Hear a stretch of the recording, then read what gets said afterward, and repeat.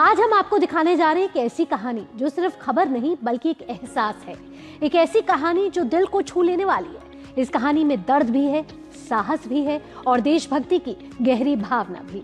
हम बात कर रहे हैं गीतिका लिड्डर की, जिन्होंने शैली चोपड़ा के साथ पॉडकास्ट में पहली बार खुलकर उस दर्दनाक हादसे के बारे में बात की जिसने उनकी जिंदगी हमेशा के लिए बदल दी। 8 दिसंबर 2021, वो दर्दनाक दिन जब एक हेलीकॉप्टर क्रैश ने पूरे देश को झकझोर कर रख दिया था। इस हादसे में देश ने अपने कई बहादुर सपूतों को खो दिया, जिनमें शामिल थे ब्रिगेडियर लखबिंदर सिंह लिड्डर और भारत के पहले chief of defence staff general Bipin Rawat. इस हादसे में गीतिका लिड्डर की जिंदगी में भी एक ऐसा खालीपन छोड़ दिया जिसे शायद कभी भरा नहीं जा सकता। लेकिन इस दर्द के बीच भी जो कहानी सामने आती है वो है हिम्मत की, वो है जज्बे की और वो है एक सच्चे सैनिक परिवार की ताकत की। In the spotlight today is Geetika Liddar. Welcome to the show. Namaste and thank you.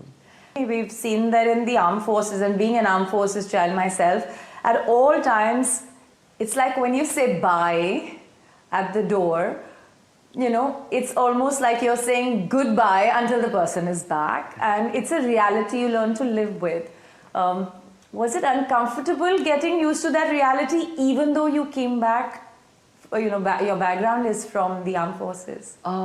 I wouldn't say uncomfortable, but the latent fear has always been there, and it's something that you never think about, you know. It's and I'm not saying it happens to someone else and doesn't happen to you, but it's you know, your mind is a very bad master. So I think it's always good to be positive and good to keep that positive frame of mind, and also a large part of our times with danger and our, you know, tryst with danger was by and large over by the time this happened. Yeah. But I've had my fair shares of malas in my hand and constant japs, and you know, like just waiting for that okay report that okay, has he reached a certain location. And I mean, we have lived under the shadows of yeah. And background is irrelevant because you know, you can come from anywhere, but a woman is a woman, so you know, they never stop worrying about their loved ones.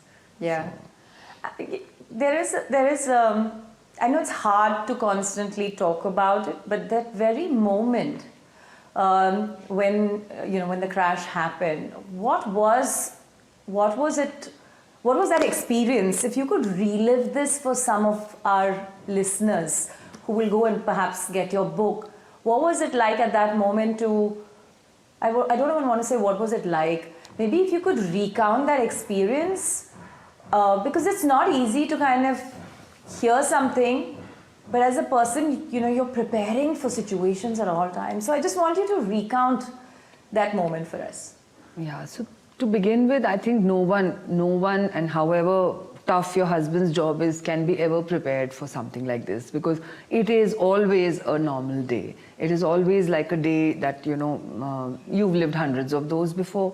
And in the morning when I said bye to him, he was going to Wellington, and I remember saying that, you know, and he used to travel a lot. It's something like in the morning, if we have packed 2-3 types of snack boxes and lunch, and at night he used to keep very long hours with General Rawat, and he would come back by 9:30 and all the boxes would come back unopened, and I would say, what happened? They say, oh, we went to Pokhran today, or sometimes he'd say, oh, we went to Jaipur today.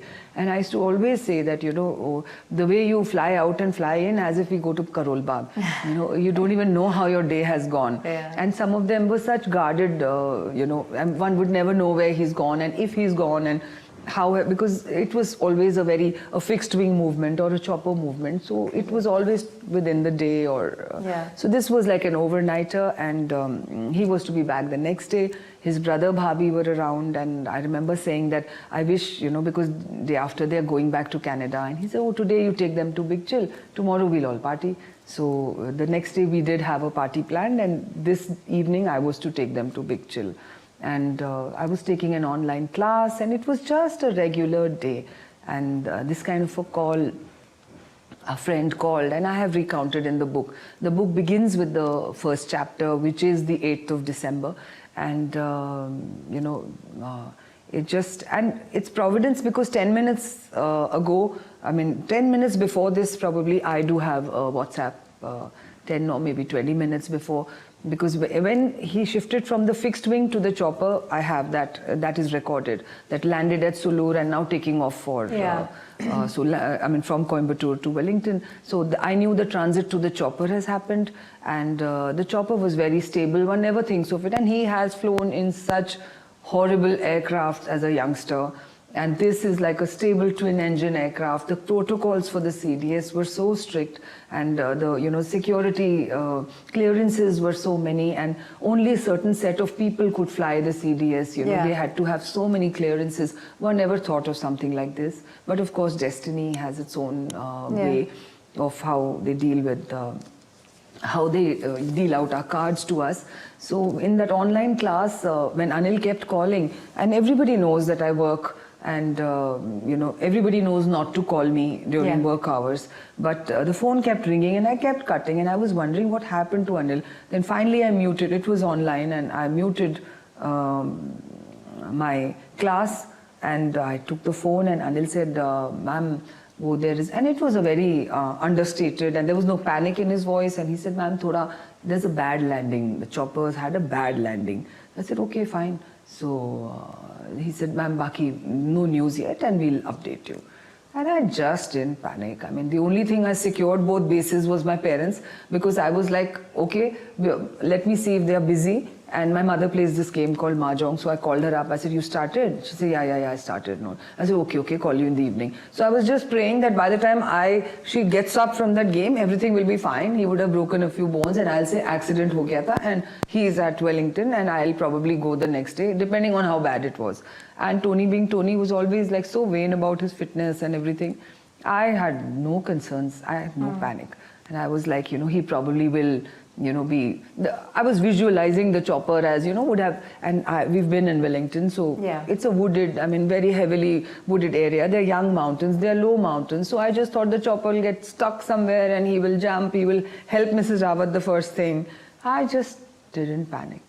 And of course, the way they kept the news, and the way those 5 hours of waiting and no news and nobody coming online for me was when I actually, and then the chief's wife doesn't come to your house if it's not very bad news. So it hadn't been, because of the protocol issues and the number of people, the person who was traveling in it, because of General Rawat and the clearances from the ministry and the Raksha Mantri, they did not, kind of tell us till about 5:30, which was really bad, because that, completely the death knell started sounding sometime, within that hour or two, that it's not good news.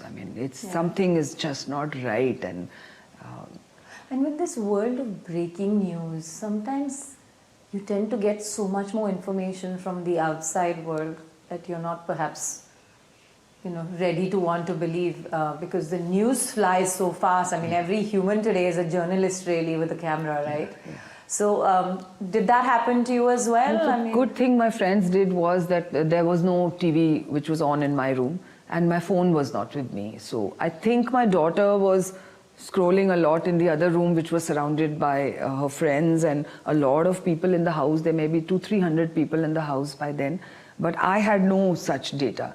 So I probably had no access to anything, and I didn't want to deal with anything. I'm very devout, so I had my mala with me, and I was sitting next to my mandir and just praying that, I should just get some good news, and that's about it. So maybe I missed all that, the way all that was happening. Yeah. And in this book, one of the most powerful sentences is that there are 5 known stages of grief, and acceptance is the highest after you've gone through denial, anger, bargaining, and depression. And you say that you had reached the 5th stage within 12 hours of this incident. Can you talk to us about that?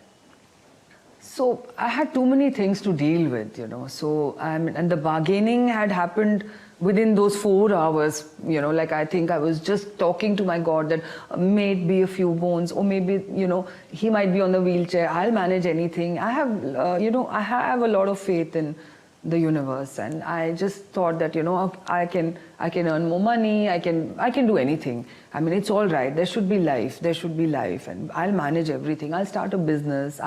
So I had that kind of grit that, if I have him back, I can manage anything with him.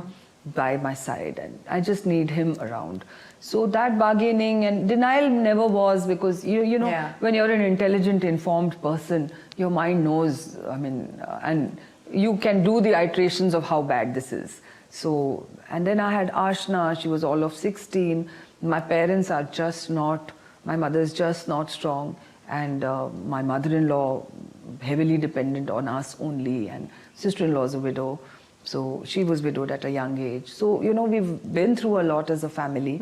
So, and I'm very conscious of the fact that my husband had great expectations from me. I mean, he had full faith in every time, and I'm an infantry wife, so I've actually managed a lot alone. So every time he's left, it's like, Gitu dekh legi, you know, Gitu will manage this. So how could I, you know, I just had to accept in 12 hours, because when they told me this and I met Ashna for the first time, I thought I wouldn't be able to receive him till Palam. And a lot of our friends thought that she will collapse the way I was, and I was so devoted and I was so crazy for him. I mean, my friends completely thought she will collapse, that this is one woman who will not make it. But then again, the same God and the same universe that, okay, you've done this, so I'm sure there couldn't be any other way. Yeah. So that acceptance and that calm, I just don't know from where it came. And I was not the typeset, because I used to worry and I used to pray and I used to do 3 fasts a day. So, you know, I was the template who was always that, will not even spit during the Karwa Chauth, I mean the day. And I was like just so crazy. But it just came to me like something from above, that this is it and you have to just stand up the way he wants you to. And you told your daughter that we will make it through this. Yeah, this is the last rites and then the bhog, like we are Sirdar, so we had the Akhand part and the bhog. And right after that I rounded her up and I said, listen, you've lived through 2 worse, it cannot get worse than this. We will never see a day worse than this. So we've lived through the worst, it can only get better. And we'll make it through this, you and me. Thank you very much.